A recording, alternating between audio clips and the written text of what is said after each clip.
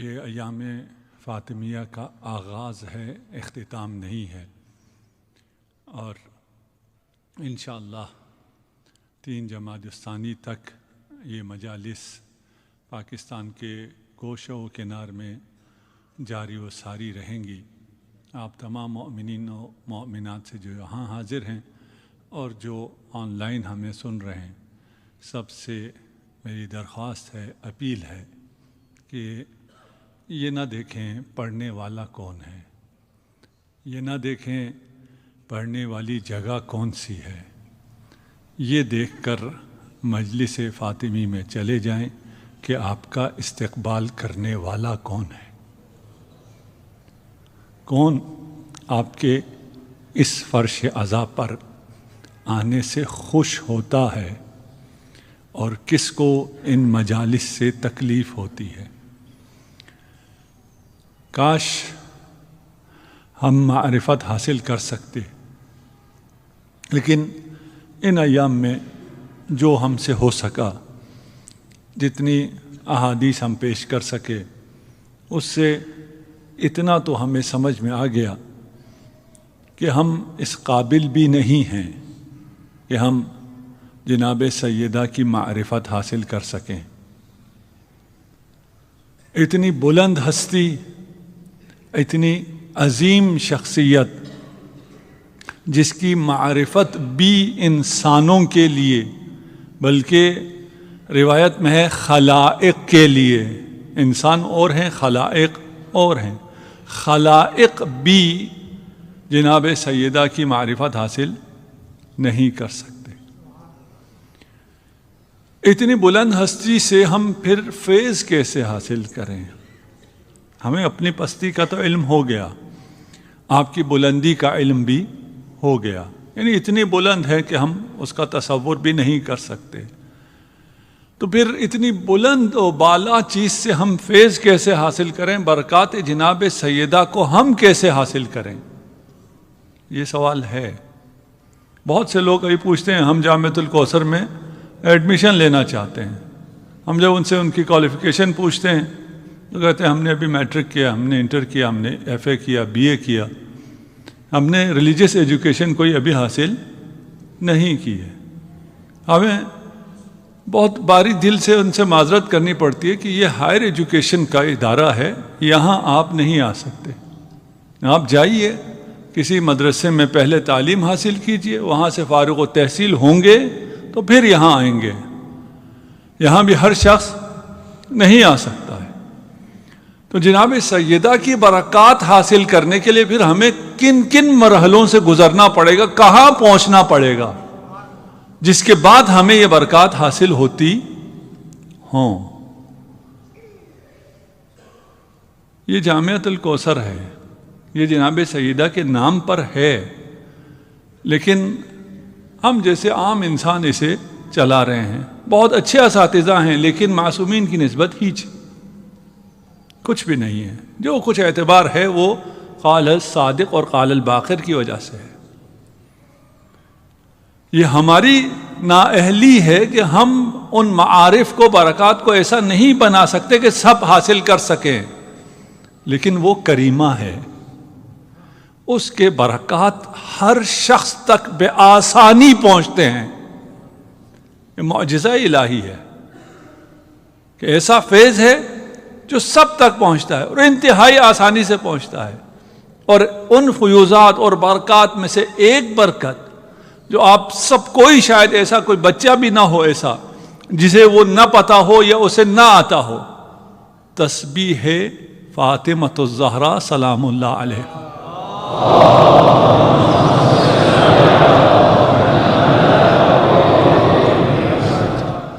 کون ہے جسے یہ تسبیح نہ آتی ہو؟ کس کے پاس وقت نہیں ہے؟ کوئی ہے ایسا اتنا مصروف ہو کہ اس کے پاس تسبیح زہرا کا وقت نہ ہو؟ آپ آفس میں نماز پڑھ رہے ہیں، ٹرین اسٹیشن پہ پڑھ رہے ہیں، نماز کے بعد ٹرین جانے والی ہے، تسبیح کے لیے کوئی قبلہ رخ ہونا شرط تو نہیں ہے؟ چلتے چلتے آپ تسبیح کر سکتے ہیں۔ آثار و برکات تسبیح ہے جناب سیدہ کے بہت زیادہ ہیں. جو روایات میں ہیں میں صرف چند کی طرف اشارہ کروں گا، باقی بیان بھی نہیں کروں گا. پہلا یہ ہے غفران الذنوب. دیکھیں یہ تسبیح گناہوں کو کیسے مٹا دیتی ہے. اسے سمجھنے کے لیے تھوڑا سا مجھے شاید مقدمہ بھی باندھنا پڑے. کچھ چیزیں ایسی ہیں جس کا ہمیں علم نہیں ہے، ہماری نسبت وہ غیب ہے. وہ غیب کیوں ہیں؟ اس لیے کہ ہمیں اس کا پروسیس پتہ نہیں ہے، اس کا کنیکشن پتہ نہیں ہے، اس لیے وہ غیب ہے.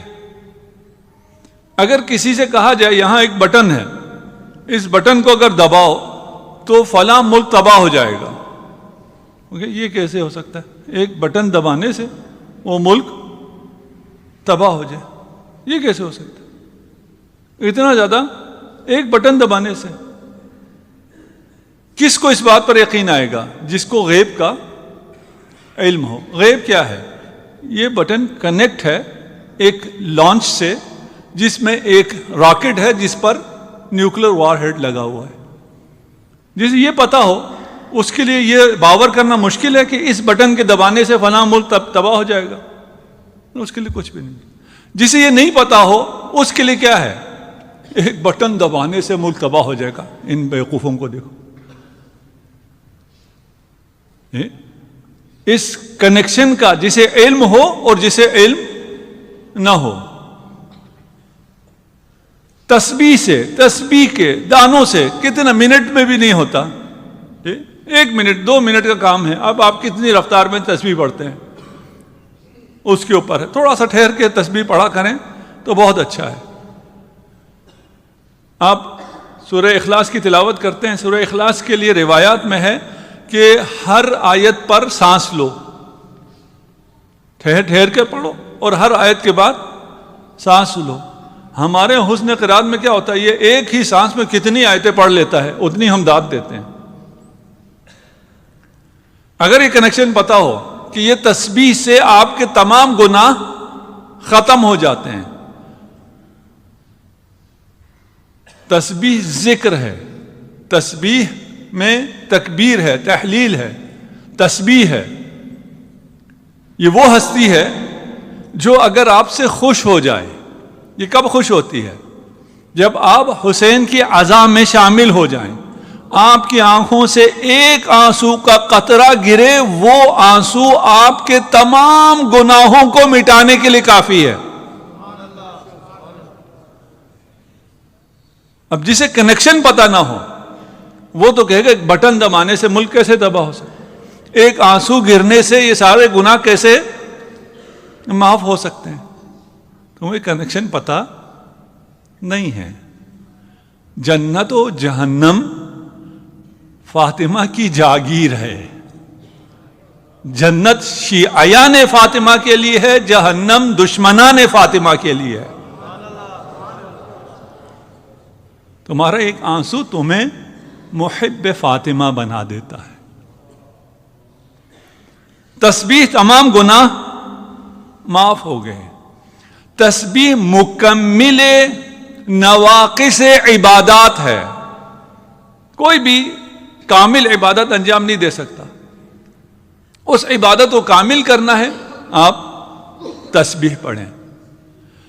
تسبیح کی وجہ سے نوافل اگر آپ نہیں پڑھ سکے ہیں، نماز کے پہلے نماز کے بعد نوافل ہیں، اگر نوافل نہیں پڑھ سکے، یہ نوافل کی جگہ ہے.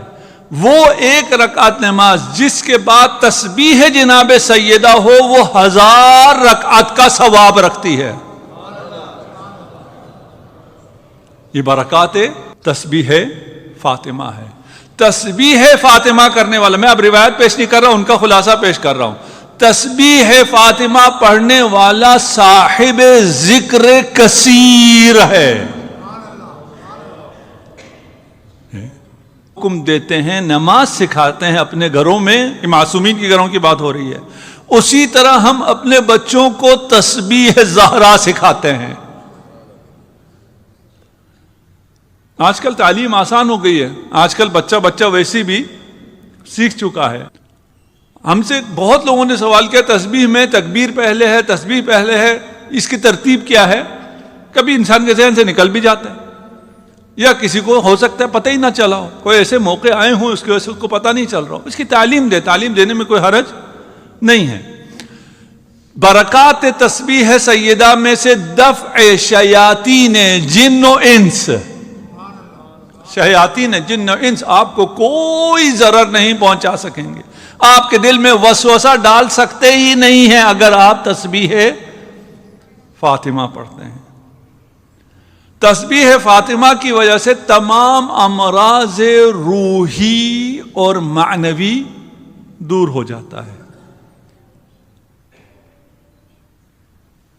کافی ہے میرا خیال، اتنا کیا ایک کافی تھا نا، اور کیا ضرورت تھی؟ اس کے علاوہ کیا برکات ہے؟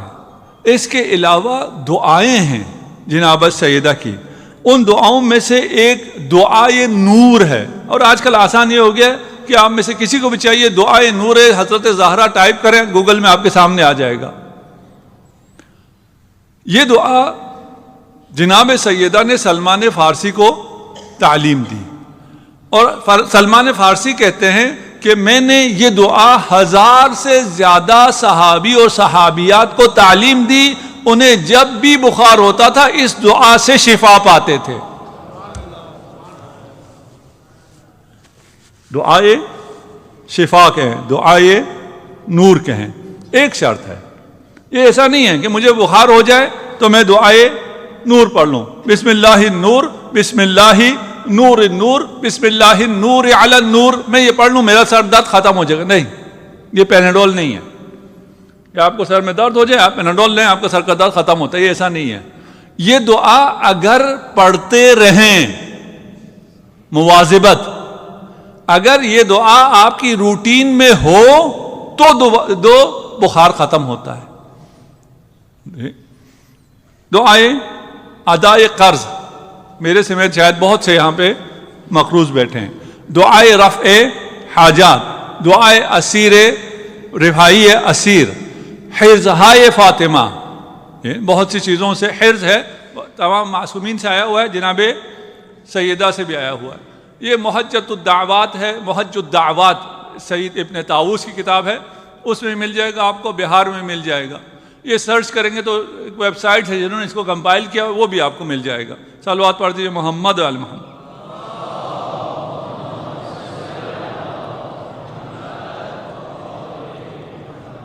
بہتر صلوات عنایت کیجیے.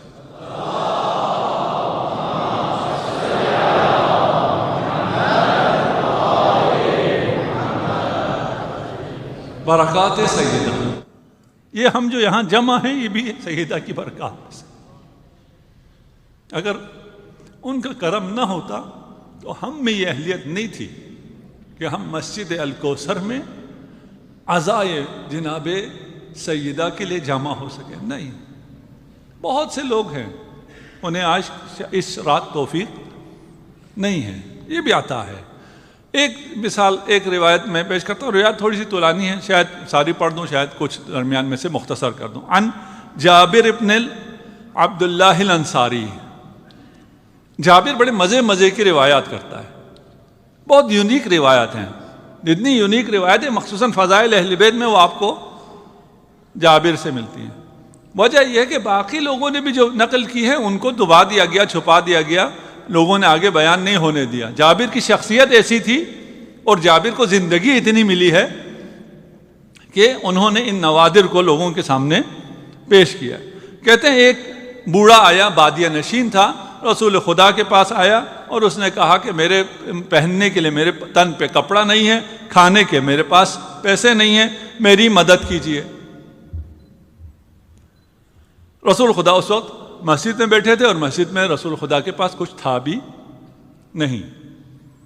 ایک اور روایت ہے کہ ایک سائل آیا، حضرت ابراہیم گھر میں تھے اور اس نے آ کے دق الباب کیا اور حضرت ابراہیم سے کہا مجھے فلاں چیز مدد چاہیے. حضرت ابراہیم کے پاس نہیں تھا، انہوں نے فرما دیا کہ میرے پاس نہیں ہے. وہ سائل واپس چلا گیا. عتاب پروردگار ہوا کہ ابراہیم یہ سائل تھا، تیرے در آیا تھا، خالی کیوں پلٹا دیا؟ یا اللہ میرے پاس چیز تھی ہی نہیں، جو مانگ رہا تھا وہ میرے پاس نہیں تھی۔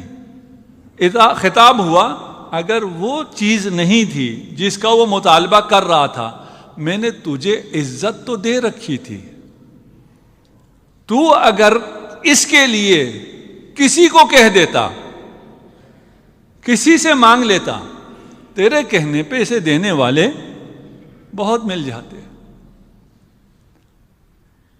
اب اپنے اپنے گریبانوں میں جھانکیے کہ اگر ہم ایک ٹیلی فون کال کر دیں، ہم کسی سے کہہ دیں، بہت سے غریبوں کا مسئلہ حل ہو جاتا ہے۔ یہاں کچھ ڈاکٹر حضرات بیٹھے ہوئے بھی ہوں گے، جب کوئی مریض آتا تھا، والد معظم رحمۃ اللہ علیہ، ان کے پاس وہ ڈاکٹر کو فون کرتے تھے۔ اچھا بعد کچھ ڈاکٹرز کو تو معلوم تھا، جو نئے آشنا ہوئے ہوں وہ بڑی اہمیت دیتے تھے کہ شیخ صاحب نے فون کیا، یہ بہت کوئی اہم آدمی ہوگا، اور وہ اس کا علاج کرنے کے بعد کبھی کبھار مجھے فون کرتے تھے کہ فلاں صاحب کو شیخ صاحب نے بھیجا، وہ تو کوئی بڑا غریب سا انسان تھا، اس کے لیے انہوں نے کیوں فون کیا؟ کہ وہ غریب تھا اسی لیے تو فون کیا، اور کس لیے فون کیا؟ وہ سمجھتے ہیں کوئی وی آئی پی ہوگا، کوئی بڑی شخصیت ہوگی، اس لیے اتنی بڑی شخصیت جو مجھے فون کر رہی ہے۔ بھئی اپنے فون کو ان کے لیے استعمال کرو۔ رسول خدا نے کہا یہ چیز میرے پاس تو نہیں ہے، لیکن کوئی میرے پاس آئے اور میں اسے نہ دوں، یہ بھی نہیں ہو سکتا ہے۔ یہ ابھی آپ کو رسول خدا فارمولا دے رہے ہیں کہ کوئی آپ کے پاس آئے اور آپ کے پاس نہ ہو اور پھر بھی آپ اسے وہ چیز دے دیں، یہ کیسے ہو سکتا ہے؟ الفاعل الدال علی الخیر کفاعلہ۔ رسول خدا نے ارشاد فرمایا کہ اگر میں تمہیں خیر کی طرف رہنمائی کروں تو میں بھی اسی طرح ہوں جس طرح میں نے خیر کیا ہے۔ میں تمہیں ایک ایسی جگہ کا پتہ دیتا ہوں جہاں سے تمہیں ملے گا، وہاں سے جا کے لے لو، اس لینے کا ثواب مجھے بھی ملے گا، مجھے بھی وہ دینے کا ثواب ملے گا۔ الدال علی الخیر کفاعلہ۔ نہیں دے سکتے ہو، رہنمائی کر لو، کہاں سے ملے گا؟ کہاں سے ملے گا؟ کہا در زہرا پر چلے جاؤ۔ بلال سے کہا بلال اسے لے کر در بطول پہ چلے جاؤ۔ یہ شخص آتا ہے، دروازے پہ کھڑا ہوتا ہے، تھا کوئی معرفت والا، السلام علیکم یا اہل بیت النبوہ ومعدن الرسالہ۔ اس زمانے میں اصحاب میں سب کو پتا تھا اہل بیت کون ہے۔ یہ ابھی ایسی کنفیوژن پھیلائی جاتی ہے، اہل بیت کون ہے پتہ نہیں ہے، اہل بیت کون ہے پتہ نہیں ہے۔ میں اسکول میں تھا، پرائمری اسکول میں، میرے خیال ہے دوسری تیسری کلاس ہے، مجھے یاد بھی نہیں ہے، لیکن مجھے یہ واقعہ یاد ہے۔ اس نے پوچھا جی تم کہاں سے آئے ہو؟ میں نے کہا جی میں F74 سے آیا ہوں۔ F74 کہاں سے آیا؟ میں نے کہا جامعہ اہل بیت سے آیا ہوں۔ کہا شیعہ ہو؟ اس کو کیسے پتہ چلا میں شیعہ ہوں؟ اس وقت مجھے نہیں پتا، میں خود بہت چھوٹا تھا۔ میں گھر آ کے پوچھا کہ میں نے اپنے اسکول میں ٹیچر سے کہا کہ میں جامعہ اہل بیت میں رہتا ہوں، تو اس نے کہا تم شیعہ ہو۔ اس کو کیسے پتہ چلا؟ کہا اہل بیت سے پتہ چلا۔ اہل بیت کہتے ہیں کوئی اور ہیں، تو اہل بیت کوئی اور ہیں تو کوئی اور کو ماننے والے شیعہ کیسے ہو جاتے ہیں؟ ہم کہتے ہیں ہم اہل بیت کو ماننے والے ہیں تو آپ کو ہم سے پیار آ جاتا ہے، آپ کو ہم پہ کیا کہوں؟ السلام علیکہ یا اہل بیت النبوہ۔ میں مختصر کر رہا ہوں۔ پوچھا کون؟ کہا میں ایک فقیر ہوں، بادیہ نشین ہوں، میرے پاس کپڑے نہیں ہیں، میرے پاس کھانے کو کھانا نہیں ہے، مجھے رسول خدا نے آپ کی طرف بھیجا ہے۔ آپ کا کیا خیال ہے جناب سیدہ گھر میں کتنا تھا؟ روایت ہے، کہتی ہیں ایک کھال جس پر حسنین سوتے تھے، بستر کھال ہوا کرتی تھی، وہ کھال اٹھا کر اس شخص کو دے دی۔ اس شخص نے کہا یا بنت رسول اللہ میرے پاس پہننے کے لیے کپڑا نہیں ہے، کھانے کے لیے روٹی نہیں ہے، میں نے اس کھال کو کیا کرنا ہے؟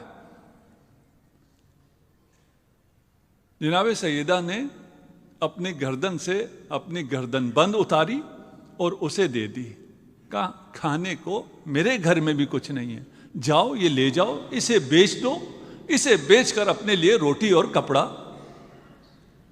لے لو۔ اس شخص نے یہ لیا اور رسول خدا کے پاس آیا۔ رسول خدا مسجد میں تشریف فرما ہے، پوچھا کچھ ملا تمہیں؟ کہا جی مجھے یہ ہار دیا ہے جناب سیدہ نے اور فرمایا ہے کہ اسے بیچو۔ عمار مسجد میں موجود تھے، عمار نے کہا یا رسول اللہ کیا میں یہ ہار خرید سکتا ہوں؟ رسول خدا نے ارشاد فرمایا ہاں خریدو۔ عمار لو اشترک فیہ الثقلان ما عذبہم اللہ،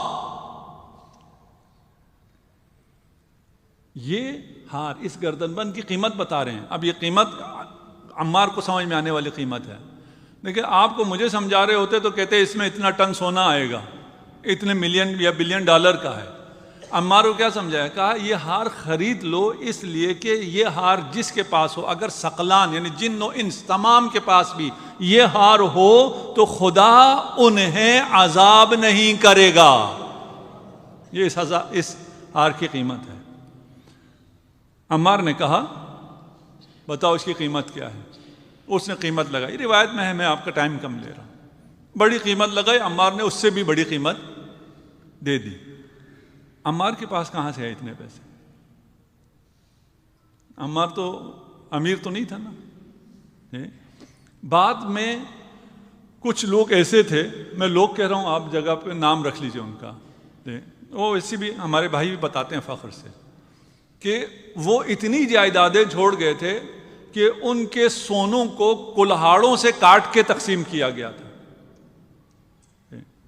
بلینئرز ہو گئے تھے۔ کہاں سے آیا تھا اتنا پیسہ؟ سوال تو بنے گا نا، منی ٹریل مانگے نا، کس کے پاس کہاں سے آیا تھا؟ عمار نے بہت بڑی آفر دے دی کہ بول جتنا چاہیے اس کی میں قیمت ادا کرتا ہوں۔ اس نے بہت بڑی قیمت لگائی، ٹھیک ہے میں دیتا ہوں۔ کہاں سے دیتا ہوں؟ خیبر سے جو غنیمت ملی تھی، اس نے ایک نادر کوئی چیز تھی، ابھی روایت میں اس کا نام ہے میرے ذہن میں نہیں آ رہا، وہ قیمتی تھی، اس نے فوراً جا کر عمار نے اس چیز کو بیچا، اس کو اس کی قیمت ادا کر دی۔ یہ بندہ بھی خوش ہو کر چلا گیا۔ اب عمار نے کیا کیا؟ اس ہار کو ایک پردہ یمانی میں لپیٹا، خوشبو لگائی، اپنے غلام سے کہا کہ یہ لے جاؤ اور رسول خدا کی خدمت میں دے دو، تم اور یہ ہار رسول خدا کا ہوا۔ اللہ اکبر۔ یہ غلام گیا، اس ہار کو لیے رسول خدا کی خدمت میں حاضر ہوا۔ رسول خدا نے کہا یہ ہار لے جاؤ اور میری بیٹی فاطمہ الزہرا کو دے دو۔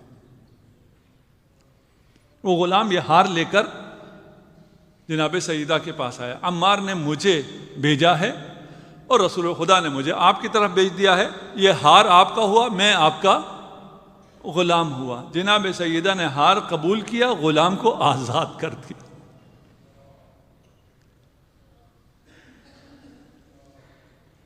وہ غلام مسکرانا شروع کیا، اس نے کہا کیوں مسکراتے ہو؟ کہا آپ کے مال میں کتنی برکت ہے، آپ کی گردن سے اترا، ایک فقیر کو امیر کر دیا، ایک غلام کو آزاد کر دیا اور واپس آپ کے ہاتھوں میں آ گیا۔ یہ برکت آپ کے لیے بھی موجود ہے، آپ کے ہاتھوں میں بھی گردن بند سیدہ موجود ہے۔ وہ مال جو آپ اپنا سمجھتے ہیں وہ سیدہ کا ہے۔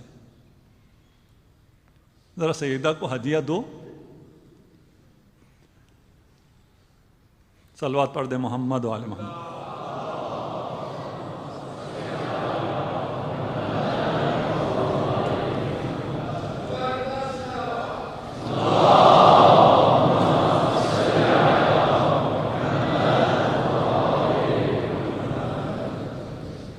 خدا کرے ہم سمجھ سکیں. میں نے حدیث اس کی تقریباً 3 برابر تھی، میں نے حذف کر دی، خود پڑھیں، اس کو آگے بھی پہنچائیں. جناب سیدہ ہم سب کے لیے، ہم سب کے لیے کیا؟ اماموں پر حجت ہے. مرد و زن تو نہیں ہے، اسوہ کامل ہے سب کے لیے. لیکن یہ خاص لطف و کرم ہے خواتین پر کہ جناب سیدہ سیدۃ الوجود ہیں، لیکن عنوان کیا ہے؟ سیدۃ نساء عالمین. یہ فخر خواتین کو حاصل ہے، میری ماؤں بہنوں کو، میری بیٹی کو حاصل ہے کہ وہ سیدہ ہیں خواتین کی. سیدۃ نساء اہل الجنہ ہے، ان کی شفاعت سے آپ جنت میں جائیں گے. ایک شفاعت عام ہے، مرد و زن سب کو شامل ہے، ایک شفاعت خاص ہے، صرف خواتین کو حاصل ہے. اب جب شفاعت یقینی شفاعت جو ہے وہ کبائر کی ہے یا صغائر کی ہے؟ سب کی ہے، سب کی نہیں ہے، کبائر کی ہے. آہستہ کہہ رہا ہوں، نامحرم کے کان میں یہ آواز نہ جائے. صغائر تو یوں ہی بخشے جائیں گے، آپ محب اہل بیت ہیں، فشار قبر، صغائر ختم. کبائر کے لیے ہے شفاعت.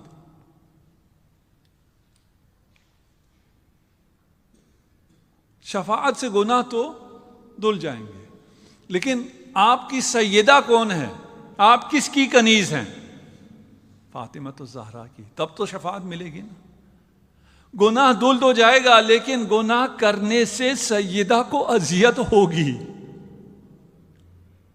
معاف ہو جائے گا، شفاعت ہو جائے گا، بعد کا مرحلہ ہے. پہلا مرحلہ کیا ہے؟ میرے اس گناہ سے میری آقا کو اذیت ہوگی. میں اذیت دے سکتا ہوں؟ کبھی بھی نہیں.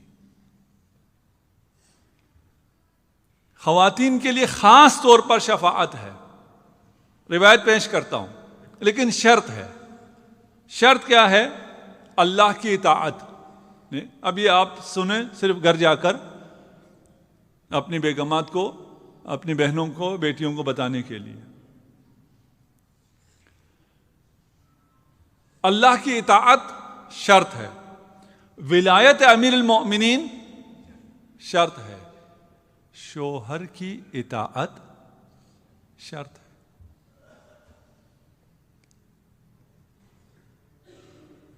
میرے خیال آپ تک آواز آئی ہے، میری بہنوں تک تو نہیں گئی نا یہ آواز.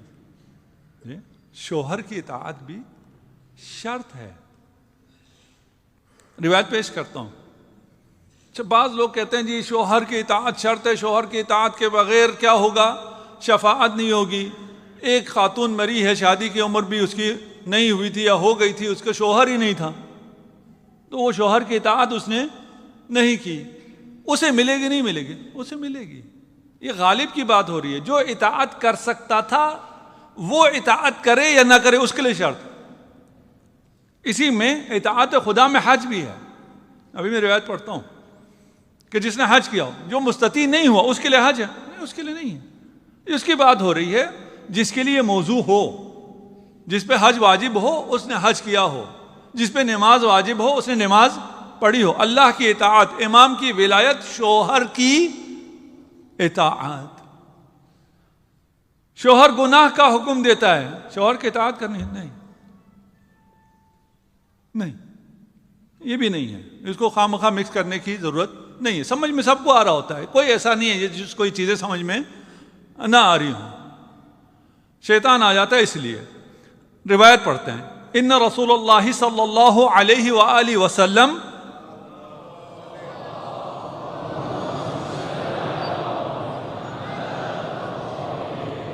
كان جالسا ذات يوم وعنده علي وفاطمة والحسن والحسين عليهم السلام. صلوات پڑھ دیجئے محمد و آل محمد.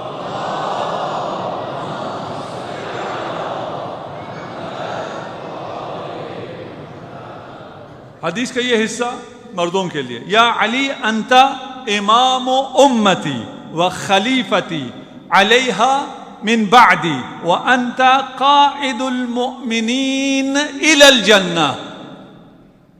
اے علی، آپ میری امت کے امام ہیں، میرے بعد میرے خلیفہ ہیں، آپ کی سربراہی میں مومنین جنت کی طرف جائیں گے. مومنین، مومنات اس میں نہیں ہیں. مومنین امیر المؤمنین کی قیادت میں جنت کی طرف جائیں گے. اب مومنات کے لیے آتا ہے، وَكَأَنِّي أَنظُرُ إِلَىٰ ابْنَتِي فاطمہ قد اقبلت یوم القیامہ علی نجیب من نور. فرق رکھا ہے رسول خدا نے اپنی بیٹی اور داماد میں. اگر ربی آتی ہو تو آپ انجوائے کر سکتے ہیں، میں ٹائم نہیں ہے میں ان کا موازنہ کروں، اور اس میں لطائف ہیں، ہاں نکات ہیں. کہا میں دیکھ رہا ہوں، ہوگا نہیں، میں دیکھ رہا ہوں، ابھی ہو رہا ہے. کیا ہو رہا ہے؟ میری بیٹی قیامت کے دن نجیب من نور. نجیب کسے کہتے ہیں؟ سواریوں میں، حیوانات میں سے جو سب سے نجیب ہو، اردو میں بھی نجیب کہتے ہیں. یعنی ایک لمیٹڈ ایڈیشن سواری ہے، بالکل ایک ہی اس کا نسخہ بنا ہے بھی نور کا. اس پر ہیں عن یمینہا 70,000 ملک وعن شمالہا 70,000 ملک وبین یدیہا 70,000 ملک وخلفہا 70,000 ملک. یہ سواری ہے جو کہ نجیب من النور ہے. اس کے دائیں بائیں آگے پیچھے 70,000 فرشتے ہیں. فرشتوں کی کہکشاں میں جناب سیدہ تشریف لا رہی ہیں. کاش وقت ہوتا میں مزید بیان کرتا. تقود مؤمنات امتی الی الجنہ. مومنات کس شان سے جنت جا رہے ہیں؟ مومنین بھی جنت جا رہے ہیں. فرق دیکھا ہے؟ کس شان سے مومنات جنت جا رہی ہیں کہ ان کے آگے کون ہے؟ سیدۃ نساء اہل الجنہ. ہی بضعۃ منی ہی روحی التی بین جنبی من آذاہا فقط آذانی. جناب سیدہ آگے آگے، جناب سیدہ کے قیادت میں مومنات جنت کی طرف جا رہی ہیں. فَأَيُّمَا امْرَأَةٍ صَلَّتْ فِي الْيَوْمِ وَاللَّيْلَةِ 5 صلوات. یہ کون سی مومنات ہیں جو جا رہی ہیں؟ جو 5 وقت کی نمازی ہیں. جو 5 وقت کی نمازی نہیں ہیں وہ اپنا انتظام کر لیں. انہیں اگر کوئی اور ٹرین ملتی ہے تو اس میں ٹکٹ بنا لیں جنت کا. کوئی اور ٹرین نہیں جا رہی ہے، کوئی اور کاروان نہیں جا رہا ہے، صرف ایک کاروان ہے جنت میں. شرط کیا ہے؟ 5 وقت کی نمازی ہو. وصامت شہر رمضان، رمضان کے روزے رکھتی ہو. وحجت بیت اللہ الحرام، حج بھی کرتی ہو جس کے اوپر واجب ہوگا. وزکت مالہا، اپنے مال کی زکوٰۃ بھی دیتی ہو. ایسے ایک سوال ہم سے بار بار بھی کیا جاتا ہے کہ قرآن میں روایت میں زکوٰۃ ہے خمس نہیں ہے. قرآن میں مخصوصاً زکوٰۃ ہے خمس نہیں ہے. اول تو یہ غلط ہے، خمس بھی ہے اور زکوٰۃ بھی ہے، لیکن زکوٰۃ زیادہ ہے، خمس کم ہے. لیکن جو قرآنی اصطلاح میں زکوٰۃ کسے کہتے ہیں؟ واجبات مالی، اپنی مال کو پاک کرنا. مال کو پاک کرنے میں زکوٰۃ بھی ہے، فطرہ بھی ہے، اور کفارہ بھی ہے، آپ کا خیرات بھی ہے، اور خمس بھی ہے. ان میں کچھ واجب ہیں، کچھ مستحب ہیں. یہ سب زکوٰۃ میں ہے. جو اپنے مال کا زکوٰۃ دیتی ہوں، زکوٰۃ اپنے مال کی، شوہر کے مال کی بات نہیں کر رہے. اس کا مطلب کیا ہے؟ مومنات کام کر سکتی ہیں، مومنات کما سکتی ہیں. ایسا نہیں ہے اسلام کہتا ہو کہ خاتون کو گھر کے اندر بیٹھنا چاہیے، باہر کچھ بھی نہ کرے. نہیں، ایسا نہیں. یہ روایت کہہ رہی ہے بھئی مال کی زکوٰۃ تب دے گی نا جب اس کا کوئی مال ہوگا. مال کب ہوگا؟ جب وہ کمائے گی، کام کرے گی. کام کر سکتی ہے، حجاب میں کرنا ہے وہ الگ مسئلہ ہے. ایک خاتون کام بھی نہ کرے لیکن گھر میں بھی حجاب نہ کرے، گھر سے نہ نکلنا، کیا فائدہ دے رہا اس کو؟ وَأَطَاعَتْ زَوْجَهَا، نماز روزے کی پابند چاہیے، حج کرنے والی ہونی چاہیے، زکوٰۃ اور خمس دینے والی ہونی چاہیے، اور اطاعت کرے اپنے شوہر کی. وَوَالَتْ عَلِيًّا بَعْدِي. اچھا، یہ سب کرنے والا جس نے یہ سارے انجام دیے ہوں کام، وہ تو خود جنت چلا جائے گا، اس کو شفاعت کی کیا ضرورت ہے؟ ایسا ہے نہیں؟ ہم نے پہلے دن سے اس بات کو تکرار کیا ہے کہ انسان اپنے اعمال کے بلبوتے پر جنت نہیں جا سکتا ہے. یہ عمل کرو گے تو شفاعت کے قابل بنو گے، جنت شفاعت سے ملے گی. دخلت الجنہ بشفاعت ابنتی فاطمہ وانہا لسیدۃ نساء العالمین. صلوات پڑھ دیجئے محمد و آل محمد.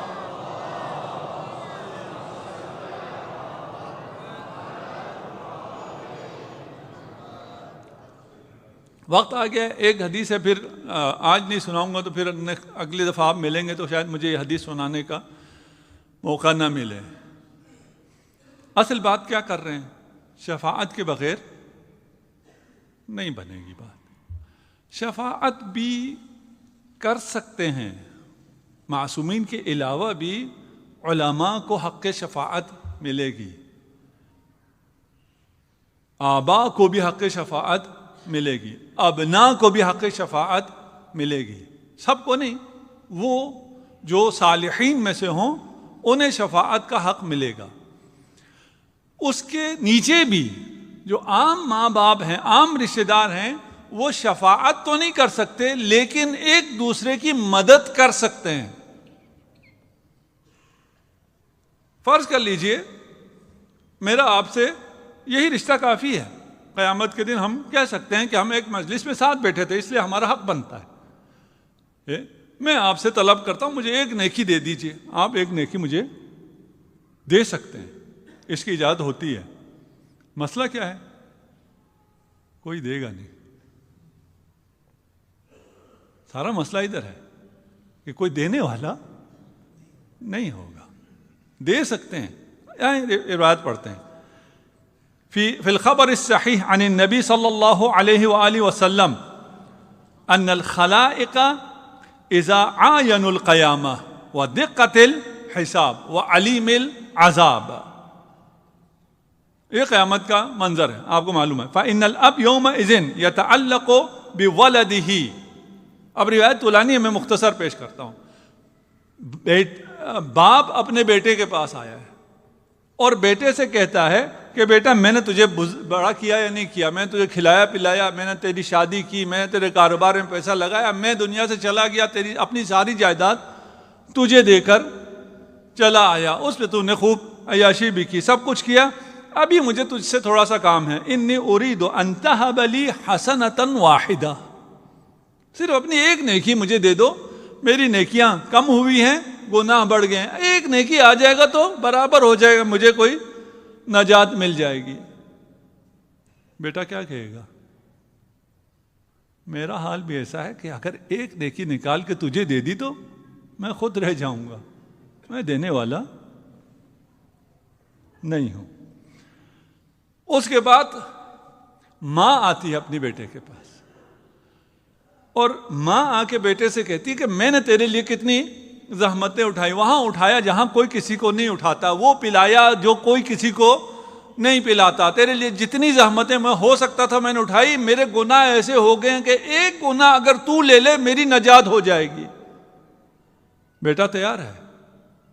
بیٹا تیار نہیں ہے. آگے روایت میں ہے باقی رشتہ داروں کے لیے، جب ماں باپ نہ رہے تو پھر اور کون. کس نے کس کے کام آنا ہے. جہاں کوئی کسی کے کام نہیں آ رہا ہے، جہاں ماں اپنے بیٹے کے کام نہیں آ رہی ہے، وہاں شفاعت جناب سیدہ کام آئے گی.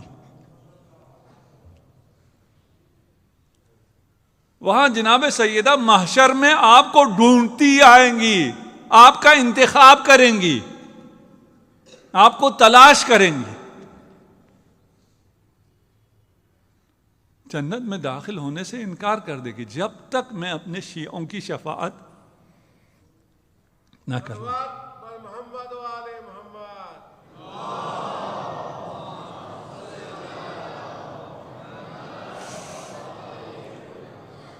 کتنے خوش نصیب ہیں.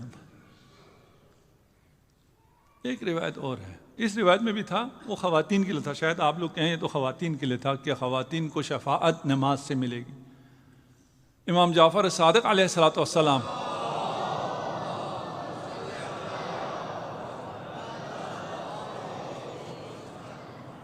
ارشاد فرماتے ہیں کہ تم ایسے کرو کہ قیامت کے دن پہچانے جاؤ کہ تم ہمارے شیعہ ہو. اتنا اہتمام کر کے آ جاؤ، آگے تمہیں ہم سنبھال لیں گے. پوچھے یا اپنا رسول اللہ، ہم کیسے پہچانے جائیں، کیسے پہچانے جاؤں گے؟ کہا اپنے نمازوں کی حفاظت کرو، تمہاری نماز کوئی قضا نہ ہو. نماز سے تشیع کا شیعہ ہونے کا چہرہ بنے گا. نماز نہیں ہے تو پھر شفاعت کے لائق نہیں ہے. کتنے مصائب برداشت کیے ہیں تاکہ آپ کو مجھے یہ مقام مل سکے.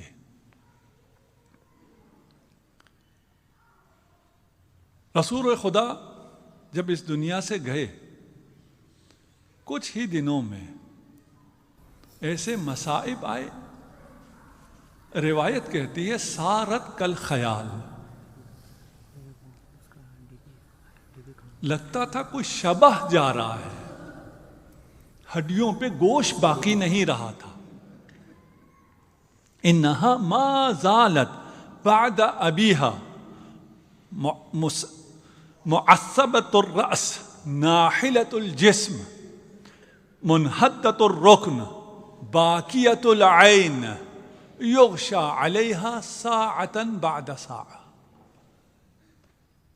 کمر جھک گئی تھی، دیوار کا سہارا لے لے کر چلتی تھی، سر پر موت کی پنٹی بندھی ہوئی تھی، ہر کچھ دیر بعد بے ہوش ہو کر گر جاتی تھی. آپ نے سنا، آپ نے برداشت نہ کیا. حسنین اس حالت میں اپنی ماما کو دیکھ رہے ہیں، اپنے مادر کو اس حالت میں چلتے ہوئے دیکھ کر حسنین کے دل پر کیا گزرتی ہوگی؟ جب ماں کو بے ہوش گرا دیکھیں تو حسنین کے دل پر کیا گزرتی؟ جب بھی یہ حالت ہوتی تو شہزادے بھاگ کر رسول خدا کی قبر پہ آ جاتے، اپنے چھوٹے چھوٹے ہاتھ دعا کے لیے بلند کر دیتے. ایک دفعہ جب دعا کر کے واپس گھر آئے، دیکھا ماں سو رہی ہے. کہا اسما، یہ ہمارے ماں کے سونے کا وقت نہیں تھا، اس وقت ہماری ماں سوتی نہیں تھی. اسما نے بھی سیدھا کہہ دیا ان امتکما لیست نائمہ قد فارقت الدنیا. شہزادو، ماں سو نہیں رہی، ماں دنیا سے چل بسی.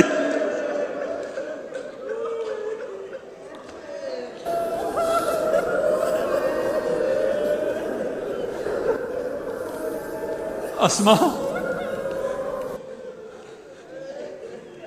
کچھ وقت لیتی،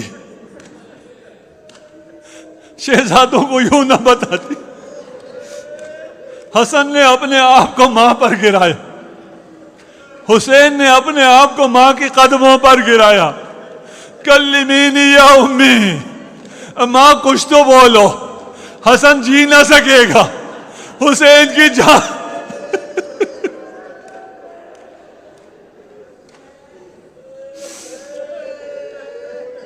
اسما کو احساس ہوا مجھے شہزادوں کو یوں بتانا نہ چاہیے تھا.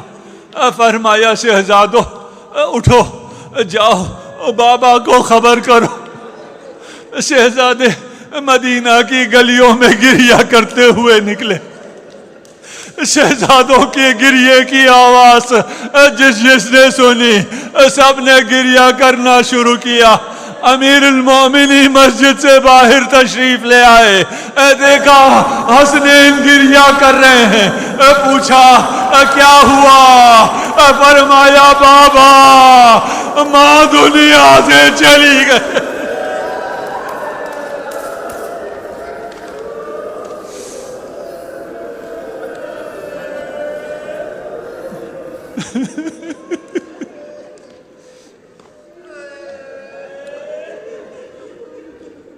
خیبر شکن نے جب یہ کلمات سنے، وہ جس کو کوئی نہ گرا سکا تھا،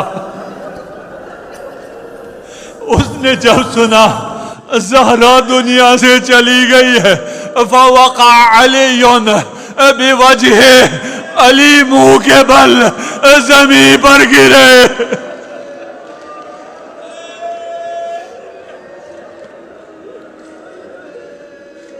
اجرکم علی اللہ.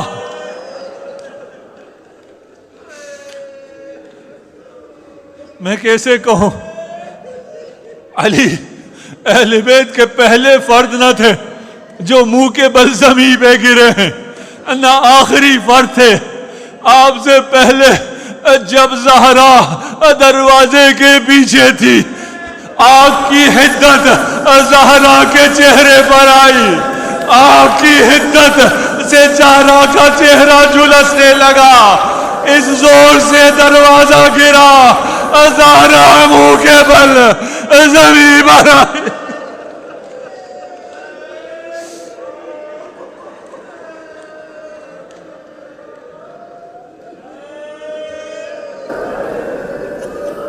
اجرکم علی اللہ. یہ آخری دفعہ بھی نہیں ہے. جب کربلا سے اسرا کو لے جایا جانے لگا اور اونٹ کی بلندی سے بیویوں نے دیکھا ہم تو ابھی جا رہے ہیں، لیکن حسین بے گور و کفن پڑا ہے. سب نے اپنے آپ کو زمین پہ گرانا شروع کیا. جن کے ہاتھ بندھے ہوئے ہوں وہ جب زمین پر آئے تو منہ کے بل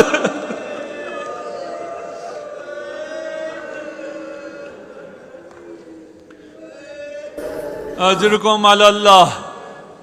علی نے کفن دیا، بچوں کو آخری ودا کے لیے بلایا. حسین نزدیک نہ آئے. کہا جب تک ماں نہ بلائے میں آگے نہیں آؤں گا. بندے کفن ٹوٹا، پہلو شکستہ کا ہاتھ برآمد ہوا. مظلوم ماں کے مظلوم بیٹے، شہیدہ ماں کے شہید بیٹے، میں تیرے ساتھ کربلا تک رہوں.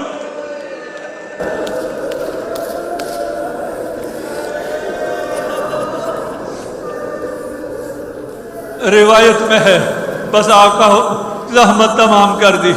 جب امیر المومنین نے دفن کر دیا،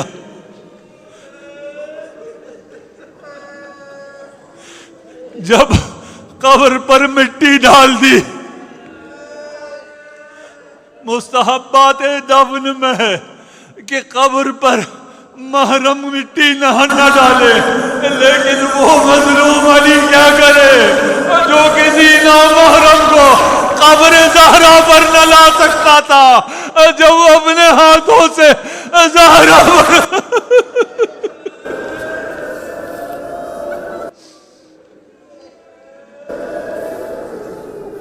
حاج علیہ الحسن،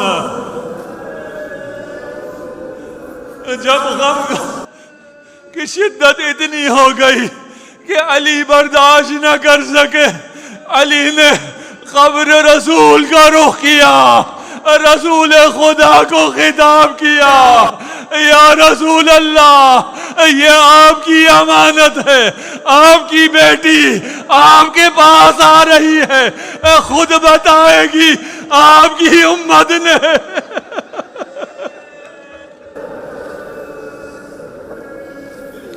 اجرکم علی اللہ۔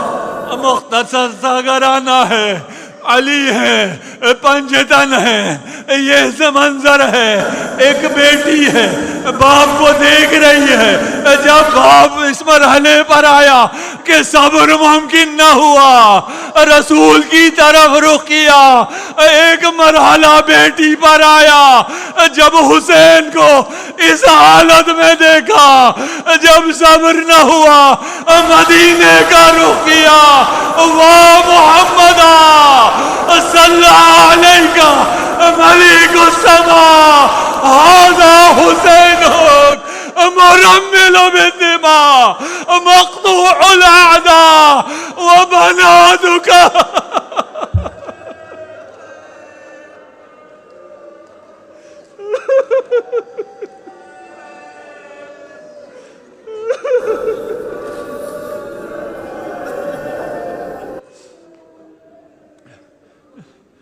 سيعلم الذين ظلموا أي منقلب ينقلبون